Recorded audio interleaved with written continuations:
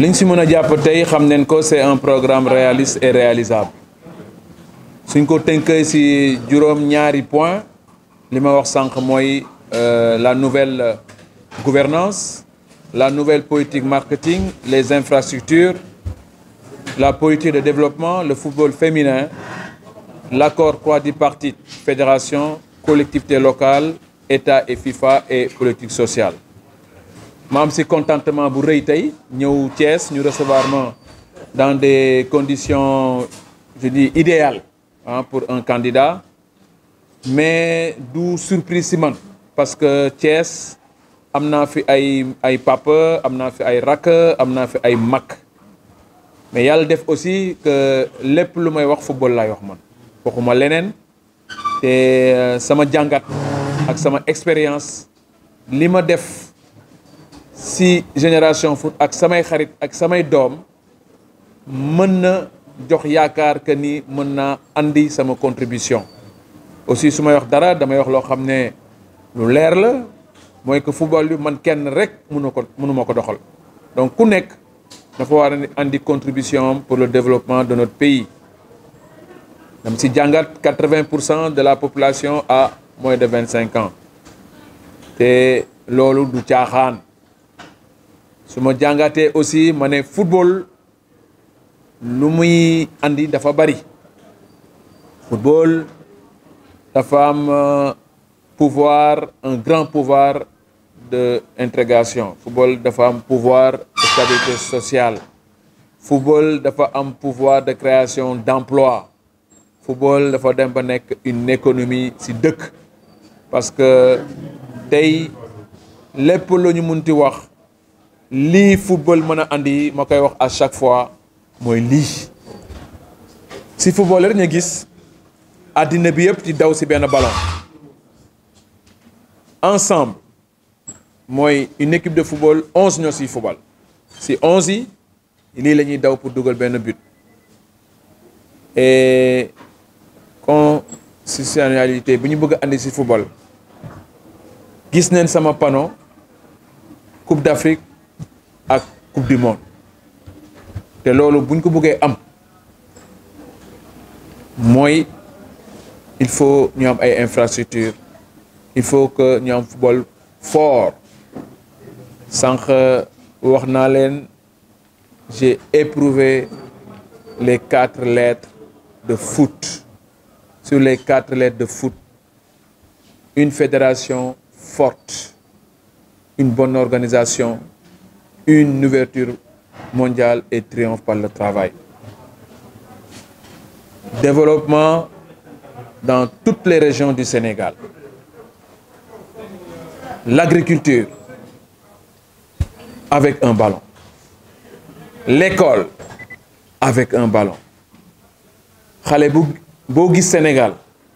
boo ko joxee benn ballon benn cahier ëllëg on est sûr de la réussite de cette jeunesse ku si réussirul football dina mën a réussir si école am moo tax je dis que le football a un grand pouvoir de création d'emploi et c'est sûr aussi de le dire football est devenu un métier. si football dara duma bett wax boobu wax nañ ko waxaat nañ ko duma si ñëwaat parce que sama ay mag ñoom laa ko jëflante woon te jëfal bi nag li ma wax looloo am waxoon nañu si programme commun man li ma waxoon démb rek laay wax tey waxuma nañu dàq Augustin si football bi mais dama ne Augustin yow doo jiite consensus bi parce que yow yaa newoon que dootoo nekkaat candidat et sama jàngat ku def 14 ans mën na may keneen même bu fekkee ni man awma expérience nee naa nañu jiital sama mag Sayer di jot a am nag sama digganteeg moom ñëpp dégg nañ ko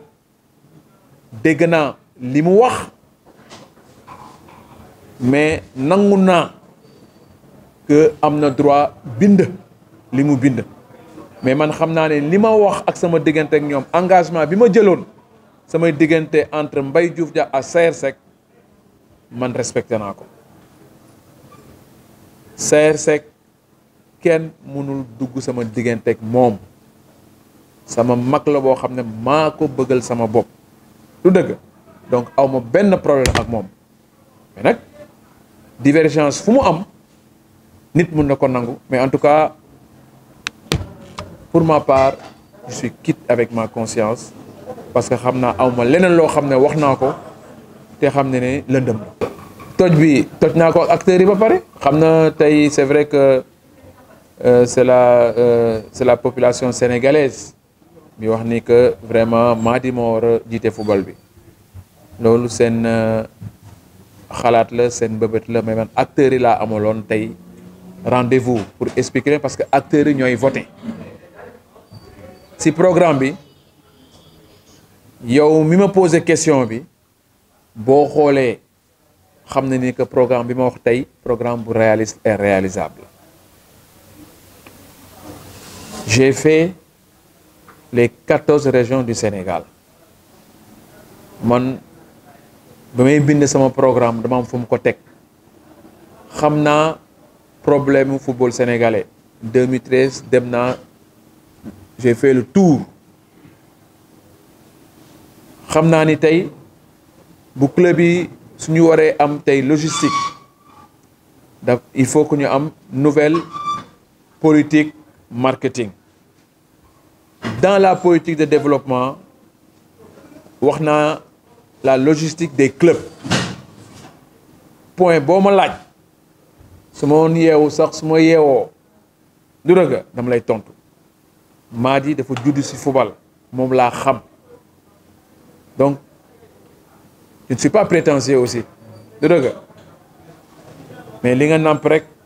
comme li ngay wax li ñu ko wax olof tu vois li nga jàng moom ñee tari dama ko jàng maîtriser ko avec toute modestie nag parce que ma am chance j'ai eu un oncle qui a joué à l'équipe nationale mu nekk sama pap sama lépp sànq maa lay wax sama def management du man maa ko forcé de su ma la rencontré que ne bi muy judd bal dafa dugg bal moo ñëw si pañe bi fekk ko foofu si biir pañeem 2 mois la amoon donc pour dire tënk lépp programme bi ma la wax point bu nekk mooy développer suñu football dama ko condensé en 7 points 7 points yi mënoon a nekk 80 ou 100 points mais tey su ma andi woon 100 points kenn du ko lire dañuy wax ba suba mais boo xoolee ci points yi ña jël décortiquer boo jëlee la nouvelle gouvernance tu vois l'exigence d'une gestion moderne tu vois la publication des comptes tu vois la révision des textes xam na loolu boo jëlee rek gardien de but xoolal 4 yi ma la nomel arrière droit libéraux stoppeur et arrière gauche xam nga foofu laa lay wax ñu tëb ci loolu ñu dem ci infrastructure ma wax la am naa fa benn numéro 9 ak numéro 10 muy 2 régions yi ñu jëlee infrastructure ñu dem dans la nouvelle politique marketing ci politique marketing bi lan laa la fa wax ma ne la il y a la communication écrite orale la digitalisation merchandising une boutique de la fédération la vente en ligne online offline online c'est les affiches donc je parle football dinaa si yegsi du dëgg loolu boo fa yegsee dans la nouvelle politique marketing maye la si loolu création 4 points yi fa nekk création d'une agence de voyage ma dindi loolu mooy la création photo Instagram Twitter lépp lu war a am ci football léegi mi ngi foofu ma jóge foofu ne la c'est la création d'un club partenaire CIS CNP MEDES UNOCOA 78 000 sociétés à 100 000 ça fait 7 milliards 800 millions xam li ma la wax sànq il y a 1 heure 2 heures 3 heures moo ñëwaat pour te dire yëpp a ngi fii ma jënd nouvelle politique de marketing On va aller dans le football féminin. La catégorisation de cette discipline. Parce qu'il faut déclencher le programme Forward. Madame Minguela de la politique sociale, dans la politique sociale, répond à votre question sur la logistique des clubs. Club bu nekk dafa war a am bus, mais bus bi mënuma joxe 350 bus tout de suite, mais maa ngi koy jàngat sur les 14 ligues ñu teg fa ay bus pour que petite catégorie club yi mën ko utiliser. Si dans la politique de développement wax naa la formation des cadres techniciens yi ma ne la dans la politique de développement il nous faut une académie 1200 écoles de football 120 000 jeunes qui veulent devenir un Sadio Mané ni ñu koy def il faudra multiplier les pôles de développement ma wax aussi il faut revenir promouvoir le football à l'école c'est l'UASU donc beaucoup tënkee si loolu ma yóbbu la aussi la politique sociale ma ne dans le mécanisme de solidarité dans l'indemnité de transfert l'indemnité de formation ñett yooyu il faut ñu créer une caisse de solidarité Madi Touré égale football parce que li ma lay wax yëpp je le maîtrise ma ne aussi pour revaloriser les anciens internationaux il faut ñu xool xaalis bu ñëwee il faut que ñu créer benn caisse de solidarité que ñëpp gis seen bopp une fondation une mutuelle ñëpp gis seen bopp ëllëg su ma gisee un journaliste chevronné ñu ne ma dafa feebar il n'a pas les moyens comme ce qui se fait actuellement au Sénégal ma ne cette caisse va servir à aider les autres dama ko tënk sur les anciens internationaux mais ce sera l'ensemble fédération war na am une fondation et si je reviens auparavant en 2002 on était quart-finaliste de la Coupe du Monde mais au niveau tourisme yu dugg Sénégal dafa jéego doy est-ce que xalaatoon nañu tey dinañu yegg si à ce moment-là ñuy wax nouvelle politique marketing parce que moment boobu bu fekkoon ne fédération bi nekkoon en place liggéeyoon na tey je pense que ni aujourd'hui duñu yegg fii l'avantage que nous avons je ne fais pas de la politique mais c'est l'occasion de remercier le président Macky Sall parce que j'ai fait les 14 régions du Sénégal pour dire je dirais en vérité mooy que ni toutes les infrastructures routières sont bonnes donc am naa vraiment yaakaar li mu bëgg a def notre pays peut-être tout n'est pas rose mais je me mettrai à côté du président Macky Sall pour que le football apporte sa contribution au développement de la jeunesse. Nous ne sommes pas dans cette dynamique de parler de soutien. Moi, j'ai dit que qu'il y ait soutien, c'est bien, comme j'ai le soutien de la population sénégalaise. En voulant avoir un soutien, ça veut dire que je ne crois pas en mon programme. Moi, j'ai un programme en 7 points. Je l'ai dit tout à l'heure en wolof, la nouvelle gouvernance, la nouvelle politique marketing, les infrastructures, la politique de développement, le football féminin, l'accord quadripartite, fédération, collectivité locale, État et FIFA et la politique sociale. C'est tout un ensemble aujourd'hui. J'ai dit, je dois apporter ma contribution. Cette touche est un ensemble. Nous devons avoir un football fort et pour avoir ce football fort, nous devons travailler main dans la main. Et sur chaque point, à mon humble avis, j'ai répondu clairement et honnêtement. Ce que je peux vous dire, l'ensemble de notre football aujourd'hui, quand vous me parlez des souteneurs, je ne crois pas à cela. Ce que je peux vous dire, c'est vrai. On a eu l'occasion d'en parler d'un programme commun, mais comme je l'ai dit auparavant, Saër Seck, Mbaye Diouf Dia, ce sont mes aînés. Ce que j'ai dit, je ne reviendrai pas là-dessus. Ce que je peux dire, j'ai été, je pense, cohérent. J'avais annoncé le 30 juillet que j'allais donner une réponse à ma candidature et j'ai maintenu ma candidature. Je me fie à cela. Maintenant, parler d'autre chose, je ne pense qu'aujourd'hui, pour ma part, c'est une perte de temps. Je suis très satisfait. Je dis c'est un immense plaisir que je suis arrivé à Thiès et c'est un immense plaisir de dire que j'ai été bien reçu ici à Thiès. Thiès est ma ville. J'ai des gens qui travaillent pour Génération Foot et aujourd'hui j'ai des joueurs qui sont à Thiès. Quoi qu'on puisse dire, Thiès est une ville sportive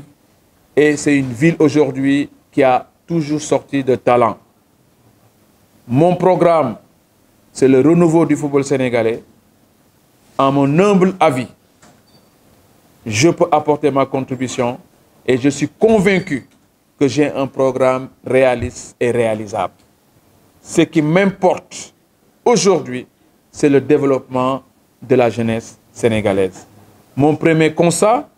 moins de 80% des Sénégalais ont moins de 25 ans. Comment faire pour prendre cette direction pour le renouveau du football sénégalais? Je vous ai dit tout à l'heure, le ballon est une création d'emplois. Le ballon est une stabilité sociale. Le ballon est une création de talent. Et aujourd'hui, nous voulons ramener le football à l'EASU. Un ballon, un cahier. Et cela pourra rassurer les pères de famille parce que tous les jeunes de ce pays veulent devenir un Sadio Mané. Et pour le faire, nous devons multiplier les centres de formation partout dans le Sénégal. Dans mon programme, j'ai parlé d'ériger une académie à Kédougou. Kédougou est en altitude. 1200 écoles de football, 120 000 jeunes. Et si nous mettons ces centres de développement partout dans le Sénégal, j'ai bon espoir que le Sénégal deviendra un grand pays de football et nous allons créer énormément de talent avec ce ballon que tout chacun rêve d'avoir à ses bras.